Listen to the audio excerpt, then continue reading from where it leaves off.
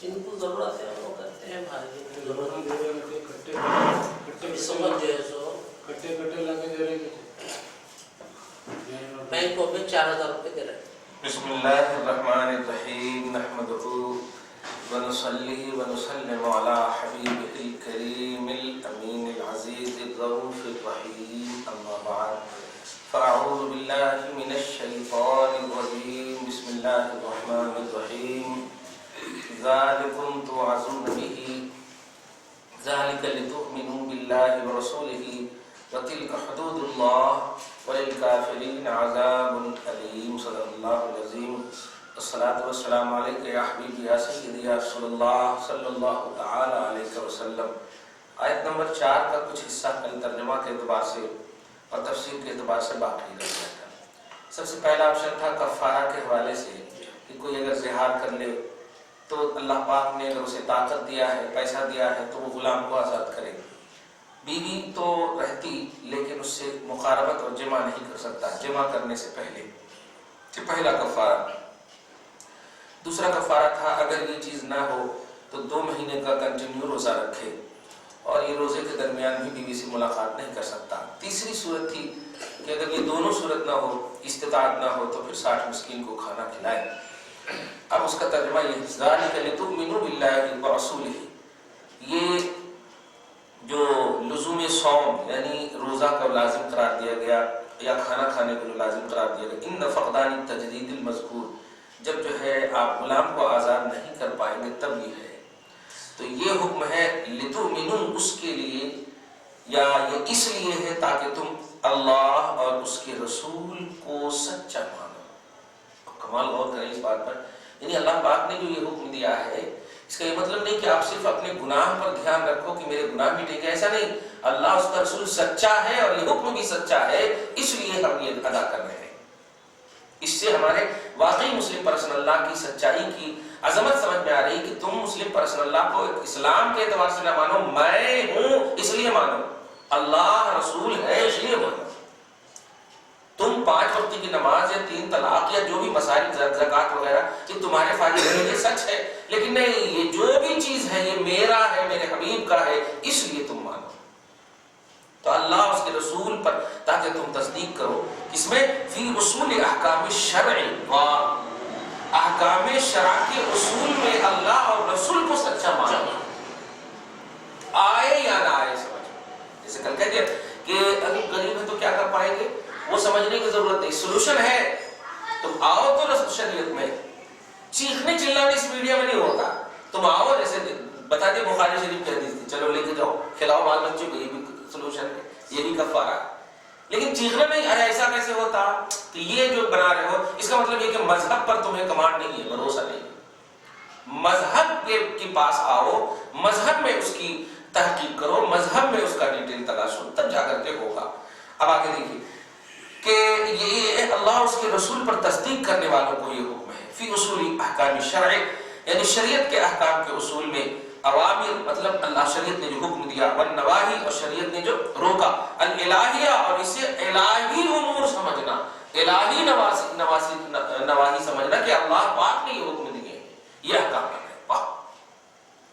وَتَتْرَكُوا مَا أَنْتُمْ عَلَيْهِ، اور چھوڑ دینا ان تمام باتوں کو جو تم اپنے اوپر لازم کر لیے ہو، یعنی من الرسوم والعادات الجاہلیہ بینکم فی جاہلیتکم الاولی، پرانے زمانے میں جیسے کہ تم جو سوچے ہوئے تھے کہ ارے یہ تو طلاق ہو جاتا ہے، اپنے حساب سے جو سوچے ہوئے تھے، نہیں نہیں نہیں نہیں نہیں، عیسیٰ باوجود کہ حق ہے، موسیٰ باوجود کہ حق ہے، توریت انجیل یہ سب اللہ پاک کا کلام ہے، شریعت کی کتاب ہے، لیکن اب محمد رسول اللہ کو ماننے کہہ رہا ہوں تو اب اپنی منطق مت لگاؤ، اب مانو۔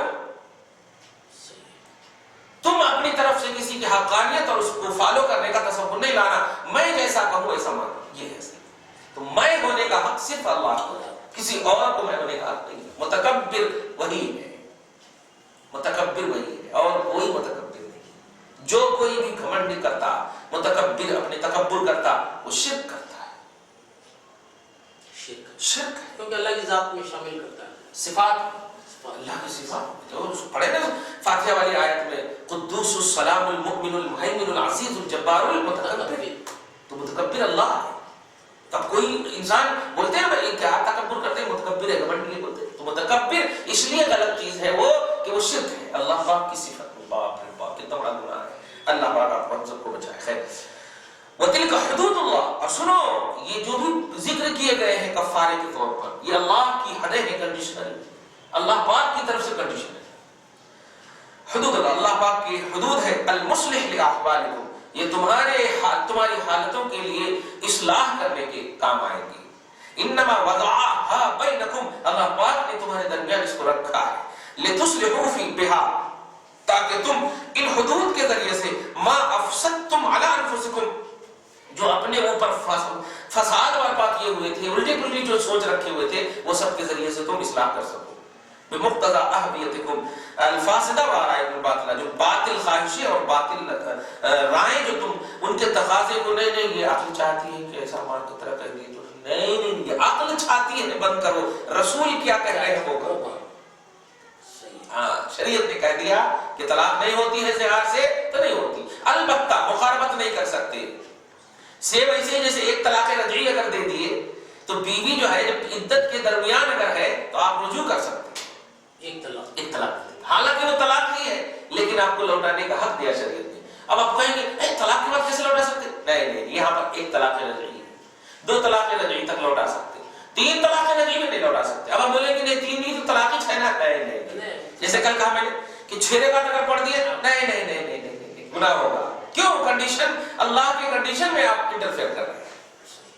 کچھ پڑھیے تھا کہ پہلی رکعت میں رجوع, پہلے طلاق میں رجوع ہو سکتے ہیں, دوسری طلاق میں بھی عدت کے دن کی ضرورت نہیں ہے, رجوع ہو جاتا ہے. ہاں, عدت کے دن کا مطلب ہے عدت کے درمیان میں ہاں لے سکتے ہیں. اچھا, پھر دوسری طلاق کو بھی ویسی کر سکتے ہیں. ہاں, تیسری طلاق تو ختم ہو بعد, تیسری طلاق میں دی اینڈ ہے, ایسا کہ جیسے وہ ایک دم دنیاوی مثال ہے نا بھائی, کہ پہلی مرتبہ ہارٹ آ جائے تو چانسز رہتے ہیں, دوسری مرتبہ بولتے نہیں, دوسری مرتبہ چانسز ہے, تیسری مرتبہ آئے تو چانسز نہیں ہے, بولتے نہیں کہ ایک ڈاکٹری فارمل میں. ہاں, اب ہارٹ ہی 6 نا, ایسا کیسے ہوتا, کتنے مرتبہ آئے تو کچھ بھی نہیں ہوتا. ایسا نہیں بات, رجوع کر لے سکتے بولے تو پھر نکاح پڑھنا نہیں.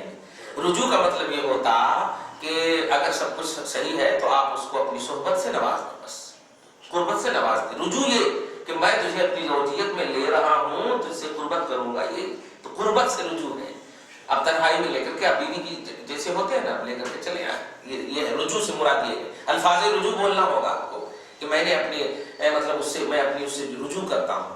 لیکن ایک دیے ہے تو اب 2 ہی کے مالک ہیں, 2 دیے ہیں تو اب 1 ہی کے مالک ہیں, یہ بھی ہے طلاق رجعی. لیکن طلاق رجعی خیر کہنا یہ کہ حدود الہیہ میں اپنی عقل کام کرے یا نہ کرے, اللہ کو یقین کے ساتھ ماننا اللہ کا کنڈیشن ہے, یہ ماننا سمجھ میں آئے جانا ہے. خیر وَلِلْكَافِرِينَ عَذَابٌ أَلِيمٌ, اللہ اور اس کے بعد کہہ رہا ہے حدود الہیہ ہے یہ, اور کافروں کے لیے دردناک عذاب ہے. اب ذرا اس آیت کریمہ پر ذہن دیجئے کہ مطلب یہ کہ جو کوئی حدود الہیہ سے ہٹتا ہے وہ کافر ہے, یہ مطلب ہوا, کیونکہ اوپر کہہ رہا حدود الہیہ ہے, اس کو مانو.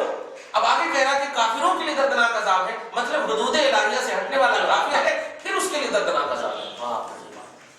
تو جتنے لوگ طلاق وغیرہ پر ڈسکس کر رہے ہیں یہ حدود الہیہ سے ہٹے ہوئے ہیں, سب پر کفر کا فتویٰ لگے, حدود الہیہ سے ہٹے ہوئے ہیں. اب آگے دیکھیے آیت نمبر 5 میں, یہ تو کل کا تھا, ان الذین یحادون اللہ ورسولہ, بے شک وہ لوگ جو اللہ اور اس کے رسول سے عداوت کرتے ہیں. یحادون عداوت کرتے ہیں یعنی اپنی حد متعین کرتے ہیں اللہ اور رسول کی حدوں کے سامنے, اپنی حد, اپنا کنڈیشن رکھتے ہیں. واہ, رکھا تھا نا حرم والے نے, 1 سال میرے معبود کی عبادت کرو, 1 سال ہم تیرے معبود کی عبادت کرتے ہیں, ایسا بولے تھے, ایسا بولا.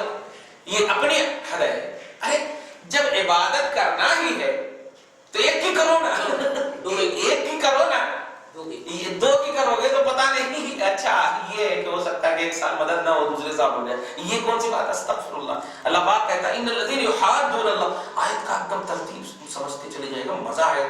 بے شک جو لوگ اللہ اس کے رسول کی حدوں میں اپنی حدیں متعین کرتے ہیں, عداوت کرتے ہیں, ای یضعون حدودا, یعنی ایسی حدیں رکھتے ہیں مخالفتا لحدود اللہ ورسولہ, جو اللہ اور اس کے رسول کی مخالفت کرتا. آج مسلم پرسنل, کل بھی کہا مسلم پرسنل ہمارا مسئلہ ہے ہی نہیں, تو آپ ہمارے کو پک آؤٹ